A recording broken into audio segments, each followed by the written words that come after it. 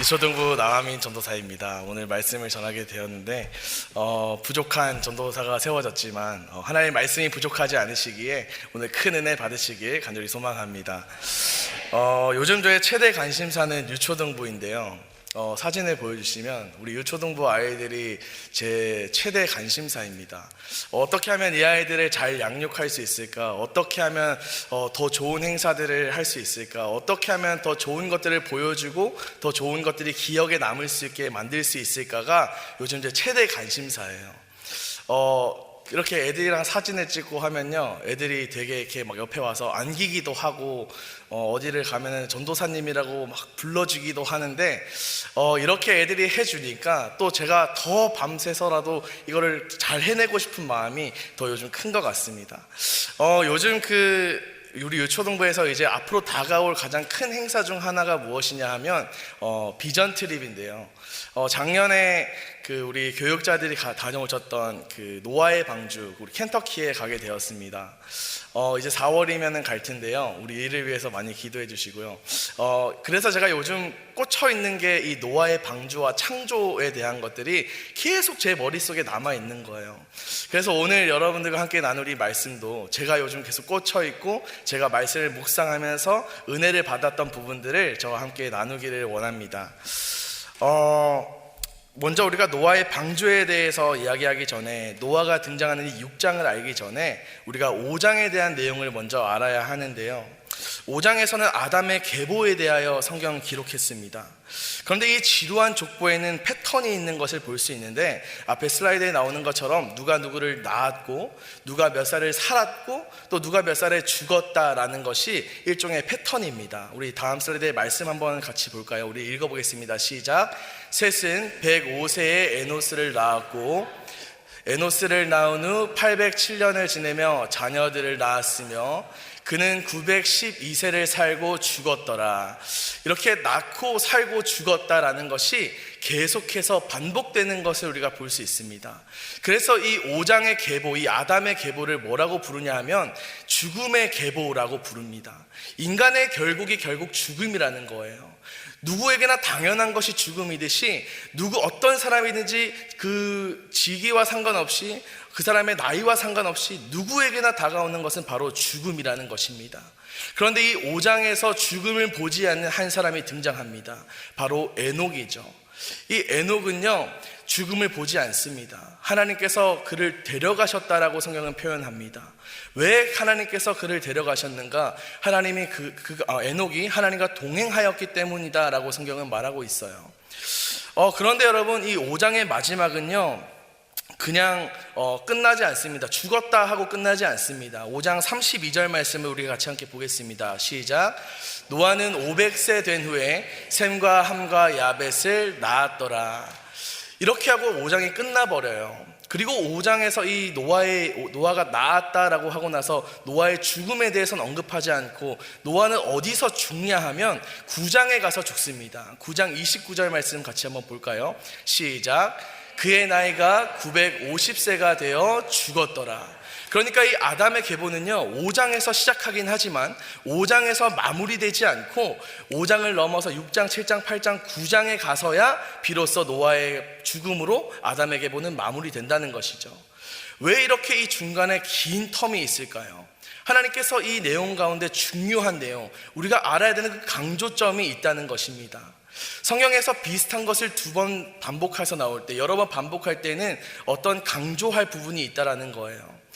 하나님께서 이 말씀하실 때 이 5장에서 죽음이 만연한 시대, 죽음의 계보, 그러니까 누구든지 당연히 죽는다라는 것을 알려준 그 죽음의 계보에서 죽음이 만연한 시대에 에녹이라는 사람은 하나님과 동행함으로 죽지 않았습니다.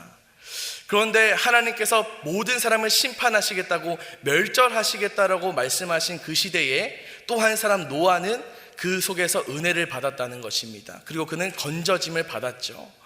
여러분, 그처럼 이 에녹을 통해서는 동행하는 사람이 산다, 죽음을 극복한다라는 것을 말했다면, 이 노아를 통해서는 그럼 동행이 도대체 무엇인가, 그것을 어떻게 하는 것인가에 대해서 오늘 말하고 있다는 것입니다. 그렇다면 6장 14절 말씀을 한번 보도록 하겠습니다. 같이 읽겠습니다. 시작. 너는 고페르 나무로 너를 위하여 방주를 만들되 그 안에 칸들을 막고 역청을 그 안팎에 칠하라. 하나님께서 노아에게 고페르 나무를 사용하여서 방주를 만들라고 말씀하셨습니다. 지금 이 시대의 고페르 나무가 무엇인지는 알 방법이 없습니다. 어떤 사람들은 잣나무라고 하기도 하고 어떤 사람들은 삼나무라고 하기도 하지만 이 정확하게 고페르 나무가 무엇인지는 알 방법이 없습니다. 그러나 분명한 것은 하나님이 이 방주를 디자인하셨다는 것입니다. 그리고 이 방주를 너를 위해 만들라고 말씀하시고 중요한 부분은 역청을 그 안팎에 칠하라 라고 말하셨다는 것입니다. 역청이라는 것의 원어는요 코페르라고 합니다. 이 코페르라는 단어는요 칠하라라는 단어인 카파르, 그러니까 칠하라는 단어의 카파르와 이 어근이 똑같습니다. 다음 슬라이드 보시면요, 칠하라라는 카파르의 단어에서 왔다는 거예요. 그러니까 카파르가 이 코페르의 어근이 되는 것이죠. 그러니까 이 같은 두 단어가 어떻게 해석될 수 있냐 하면 역청을 칠하라라는 것은 칠할 것으로 칠하라라는 의미로 해석될 수 있다는 것입니다. 그러니까 덮을 것으로 덮어라라는 의미로도 해석될 수 있다는 거예요. 이것은 무엇을 의미하냐면 완벽하게 틈이 없이 칠하라, 막으라라는 의미가 있다는 거예요. 여러분, 우리가 머릿속으로 한번 이미지를 그려보면 좋을 것 같습니다. 홍수가 40일 동안 그치지 않았어요. 큰 기품의 샘들이 터지고 하늘의 문이 열리고 40주야가 비가 왔고 물이 불어서 15규빗, 그러니까 지금으로 환산하면 6.8m 정도가 불었다는 거예요. 그리고 산이 다 잠겼다라고 성경은 기록하고 있습니다. 여러분, 그 상황에서 어떤 건물이 안전할 수 있고 어떤 배라 할지라도 그것은 안전을 보장하지 못한다는 것이죠. 몇 주 전에요, 저희 유초동부에서 페인트 칠을 했어요. 막 선생님들이 열심히 페인트 칠을 했습니다. 저기 원래 칠해져 있던 저 옥색, 푸른 옥색이요, 자기 주장이 너무 강해서 이게 과연 덮어질 수 있을까 하고 덮었는데 덮여지더라고요. 그런데 문제는 그 옥색이 아니었어요. 그 옥색이 아니라 그 천장에 뚫려있는 그 비가 자주 새는 그곳이 문제였던 거예요. 저희가 그래서 저 청년이 막 컴파운드로 이렇게 막 바르고 덧칠하고 했는데 결국 지난주에 비가 오기 시작하니까 이 컴파운드가 녹기 시작하고 구멍이 생겨버린다는 거예요. 여러분, 하루 이틀도 아니고 그렇게 비가 많이 오면요, 우리 고작 일주일 비 왔는데 그렇게 돼버리는데 40일 주야가 계속 비가 오기 시작하면 여러분 어떤 상황이 일어나겠습니까? 여러분, 서울의 강남에는 비가 오기 시작하면 거기는 완전 잠겨서 막 지하는 다 잠기고요, 1층에는 종아리까지 물이 막 차고, 여러분 그런 현상들을 볼 수 있습니다. 아무리 잘 지은 현대식 건물이라 할지라도 비가 억수같이 쏟아지는 날에는 어디 한 군데는 새게 되어 있다는 것이죠. 여러분, 그런데 이 노아의 시대에 그렇게 비가 많이 왔는데 여러분 어떻겠습니까? 여러분, 혹시 일본의 쓰나미를 목격하신 적이 있으신가요? 저는 비디오로밖에 못 봤는데 아마 없으시겠죠. 그래서 제가 비디오를 준비했습니다. 한번 보겠습니다.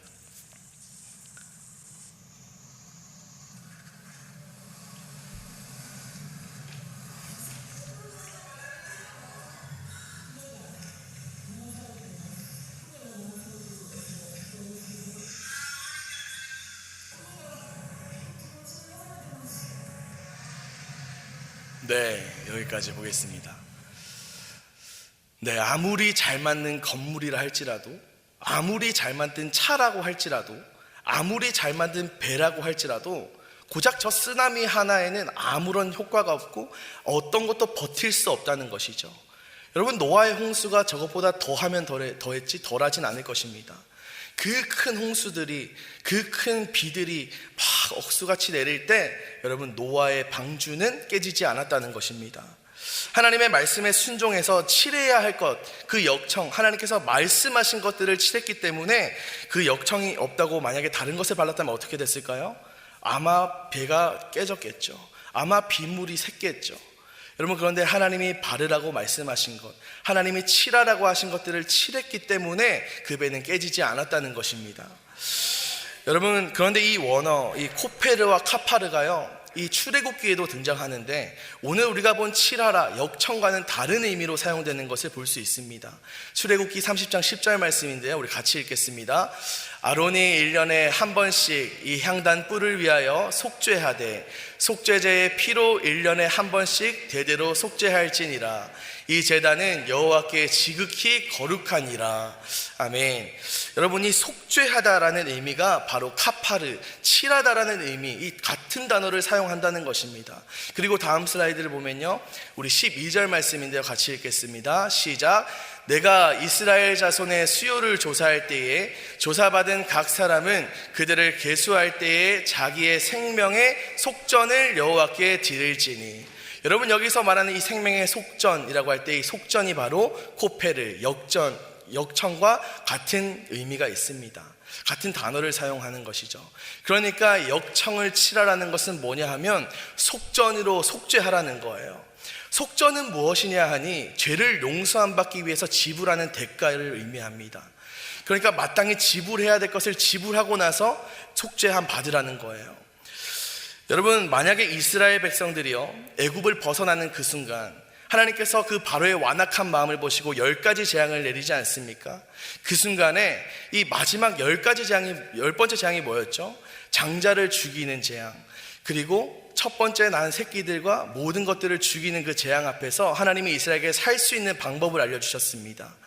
어린 양의 피를 문설주와 문지방에 바르라고 말씀하셨죠. 마땅히 치료해야 할 것을 치료해야 하는 것입니다.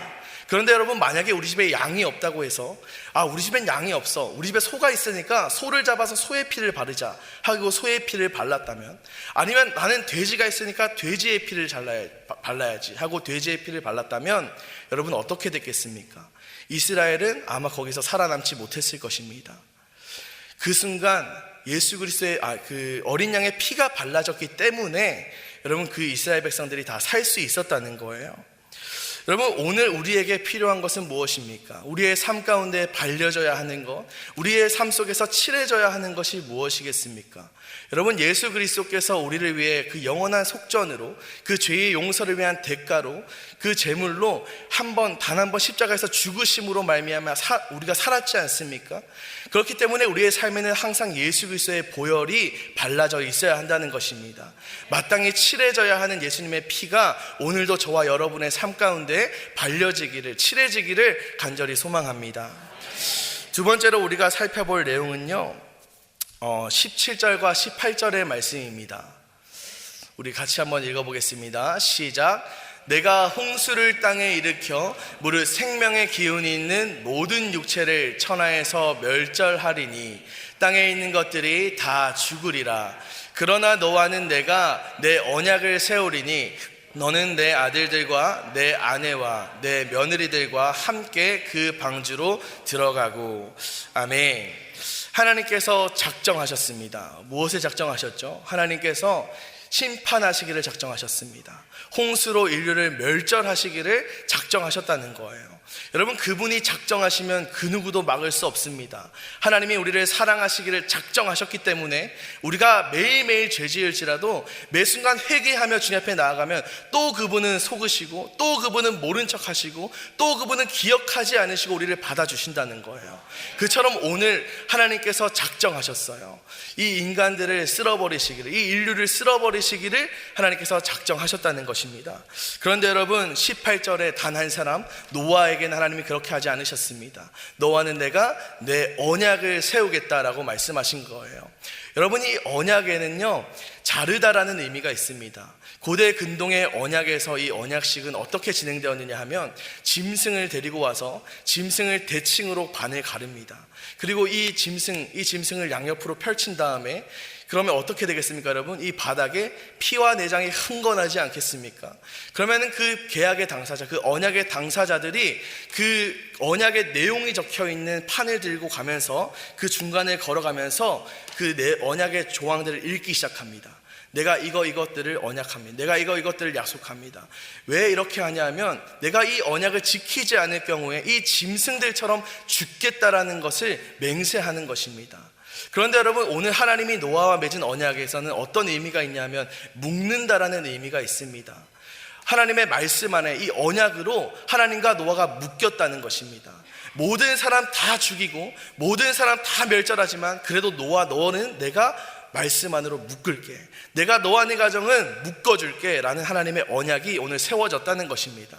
그런데 여러분 18절 말씀을 보니까 노아 혼자 산 것이 아니라 누가 살았습니까? 너는 내 아들과 내 아내와 내 며느리들과 함께 그 방주에 들어가라고 말씀하십니다. 여러분, 언약을 맺은 사람은 노아 한 사람인데 그 노아의 가족들까지도 들어간 것입니다. 여러분, 저는 그렇게 생각합니다. 노아 한 사람에게 노아가 배를 지을 때 여러분 얼마나 많은 조롱이 있었겠습니까? 노아가 배를 만들 때 얼마나 바보 같다고 놀림받았겠습니까? 그런데 여러분, 가족들이 그 노아를 버리고 갈 수 있었지만 그렇지 않았다는 것입니다. 욥의 고난 속에 있을 때 욥의 아내는 욥을 욕하고 떠났습니다. 하나님을 저주하고 떠났습니다. 그리고 다윗이 하나님의 언약궤가 들어올 때 다윗은 정말 기뻐 뛰며 온 마음과 온 몸을 다해서 막 춤을 출 때 그 아내 미갈은 다윗을 업신여겼고, 왜 그렇게 춤을 추냐 뭐라 했을 때 그 다윗의 아내 미갈은 죽는 그날까지 자식을 보지 못하는 저주를 받습니다. 그런데 오늘 노아의 가족들은 그 함께 방주에 들어가는 은혜를 입었다는 것입니다. 여러분, 노아가 힘들 때 하나님을 바라봤던 그 모습, 노아가 묵묵하게 하나님의 말씀을 준행하는 그 모습, 어떻게 하나님의 말씀을 더 잘 살아낼 수 있을까 고군분투하는 그 모습들을 아마 노아의 가족들은 보고 배웠을 거라는 것입니다. 그리고 그 은혜에 함께 동참했을 거라는 것이죠. 여러분, 우리도 누군가에게는 먼저 된 자 아니겠습니까? 누군가에게는 먼저 하나님을 아는 사람 아니겠습니까? 누군가는 나의 모습을 보고 신앙생활을 배우지 않겠습니까?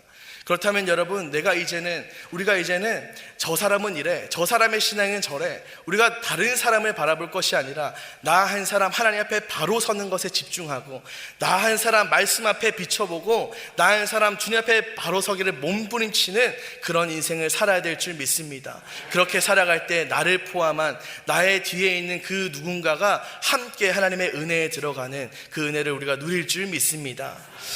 여러분, 마지막으로 22절 말씀을 보시겠습니다. 함께 읽겠습니다. 노아가 그와 같이 하여 하나님이 자기에게 명하신 대로 다 준행하였더라. 여러분, 노아는 다 준행했습니다. 다 준행했다는 건 하나도 빠짐이 없다라는 의미입니다. 여러분, 이것이 무엇을 의미하냐 하면 노아는 불평할 수 있었습니다. 하나님께서 노아에게 이 19절까지의 말씀을 보면 어떤 내용이 있냐면 1년 그 홍수 때 먹을 양식들을 다 준비하라 말씀하시고 보금자리를 준비하라 말씀하시는 그 상황 속에서 생명을 보존하라는 그 막중한 임무 가운데에서 노아는 한 번쯤 물어볼 수 있습니다. 주님, 왜 내가 해야 됩니까? 주님, 왜 다른 사람이 아니고 나입니까? 우리가 물어볼 수 있다는 것입니다. 때로는 불평할 수도 있습니다. 이거 너무 버겁다고, 내 상황에 이게 너무 힘들다라고 불평할 수 있지 않겠습니까? 그런데 노아는 그렇게 하지 않습니다. 노아는 하나님께 설명을 요구하지 않고, 하나님 나 설득하라고 말하지 않고, 하나님 앞에 그저 아멘하면서 순종했다는 것입니다. 여러분, 그런데 이 다 준행하다엔 또 어떤 의미가 있냐 하면 하나님께서 무슨 말씀을 하시든 내가 받아들이겠다는 의미입니다. 여러분, 때로는 어떤 말씀이 내 상황에 이 몰아치는 이 상황 속에서 너무나도 버겁게 느껴질 때가 있고, 하나님이 내 상황을 모르시나 하는 이 아픈 느낌이 있을 때도 있고, 어쩔 때는 이것이 너무나도 나에게 벅차서 정말 이거를 하기 싫은 그 순간도 있지 않겠습니까? 아멘하기 싫은 그 순간이 있지 않겠습니까? 그러나 여러분, 노아는 어떤 순간에도 하나님이 어떤 말씀을 하시든 아멘하고 순종했다는 것입니다. 여러분, 우리의 인생 가운데 그러한 하나님 앞에 다 준행하는, 하나님의 말씀에 아멘하는 인생이 되어야 될 줄 믿습니다. 여러분, 말씀을 마무리하기를 원하는데요. 이 노아의 그 방주에서 가장 큰 특징은 무엇이냐 하면 창이 어디에 달려 있는가입니다. 우리가 보통 배의 창을 보면요, 어디에 어떤 위치에 있는지 보면 배의 창은 보통 사람의 눈높이에 있습니다. 왜냐하면 그 바깥의 경치와 그 상황들을 보기 위함이죠. 그래서 이 바깥의 상황을 보면서 구경하면서 가기 위해서 배의 창문은 보통 사람의 눈높이에 있습니다. 그런데 오늘 노아의 방주에서 이 창은 어디에 있는가 하면 위에서, 천장에서 한 규빗의 창을 내라고 하나님 말씀하십니다. 한 규빗이라는 건 지금으로 하면 45cm, 그러니까 이 중지에서부터 팔꿈치까지의 길이 정도가 되는데요, 이 위치에 천장에서 창문을 내라는 거예요. 여러분 한번 상상해 보시기 바랍니다. 그 창문을 내라는 건 내가 보라고 되어 있는 걸까요? 아니면 보지 말라고 되어 있는 걸까요? 보지 말라고 되어 있는 것이겠죠. 우리가 그 창문을 보는 순간, 노아가 만약 그 창문 밖을, 그 바깥의 상황을 보는 순간 어떤 일이 벌어져 있겠습니까? 사람들의 시체가 떠다니고, 죽어있는 동물의 시체가 떠다니고, 여러분 그 악취와 그 시체들이 썩는 냄새와 그 참혹한 현장들이 밖에 있지 않겠습니까? 여러분 그것은 하나님의 배려라는 것입니다. 또한 그 창문이 거기에 내어 있는 위치, 그 이유는 무엇이냐면 하나님만 바라보는 것입니다. 우리의 인생을 살아가면서 우리가 얼마나 수많은 순간에 그 바깥의 환경들과 내 삶의 상황들을 바라보면서 힘들어하고 좌절하고, 내가 주일날 말씀 들었고 내가 분명히 아멘 했는데 이번 한 주 내가 마주하는 그 상황들이 녹록치 않기 때문에, 내가 그 먹고 사는 그 문제 때문에 또 무너지고 또 좌절하는 그 모습들을 우리가 얼마나 많이 겪습니까? 여러분 그러지 말라는 것입니다. 바깥의 상황이 아니라, 내 인생의 여건이 아니라 하나님만 바라보고 하나님이 공급하시는 그 빛을 바라보고 분명하게 나가라는 것입니다. 흔들리지 말라는 거예요. 여러분 배와 방주의 가장 큰 차이점 하나는 무엇이냐 하면 키가 없다는 것입니다. 방향을 조절할 키가 없다는 거예요. 키도 없고 돛대도 없습니다. 그러니까 안에서 누군가가 나 이쪽으로 갈래 하고 이쪽으로 갈 수 없고, 나 저쪽으로 가고 싶어 하고 저쪽으로 갈 수 없다는 거예요. 방주는요 오로지 하나님만 운행하시는 겁니다. 여러분 오늘 설교의 제목이 뭔지 기억나십니까? 어디에 타셨습니까? 입니다. 여러분 어디에 타셨습니까? 여러분 배에 타셨습니까? 방주에 타셨습니까?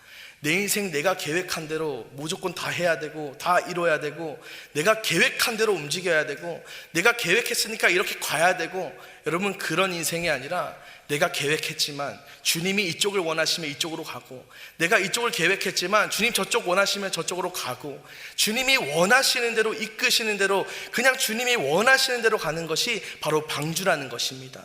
여러분 사람들은요 자신이 컨트롤하지 못하는 상황을 두려워합니다. 그래서 배는 어떻게 보면 안정감을 느낄 수도 있겠습니다. 그러나 여러분 영화 타이타닉을 보셨습니까? 그 큰 배, 당시 최고라고 불리던 그 배가 여러분 사람이 조종하다가 빙산에 박아버리니까 어떻게 됩니까? 침몰하는 것을 볼 수 있습니다. 여러분 그 홍수가 났을 때, 노아의 홍수가 났을 때 여러분 그 방주가 부딪히지 않았을 것 같습니까? 이리 부딪히고 저리도 부딪히고, 그러나 여러분 그 방주는 침몰하지 않았다는 것입니다. 왜 그렇습니까? 하나님이 운행하셨기 때문입니다. 여러분 우리의 인생은 내가 주도할 때 여러분 내 역량까지만 움직일 수 있습니다. 내가 내 인생을 주도하려고 하면 내가 할 수 있는 만큼만 움직이는 것이 나의 인생입니다. 그러나 내가 아니라 하나님께 맡겨드릴 때, 하나님이 나의 조종사 되실 때, 하나님이 내 인생의 방주를 운행하실 때, 내가 아니라, 내 역량이 아니라 하나님이 움직이시는 그 역량까지, 하나님께서 하실 수 있는 그 역사까지 함께 갈 수 있음을 기억하시길 바랍니다. 우리 이 시간 다 같이 찬양하며 나가기를 원하는데요.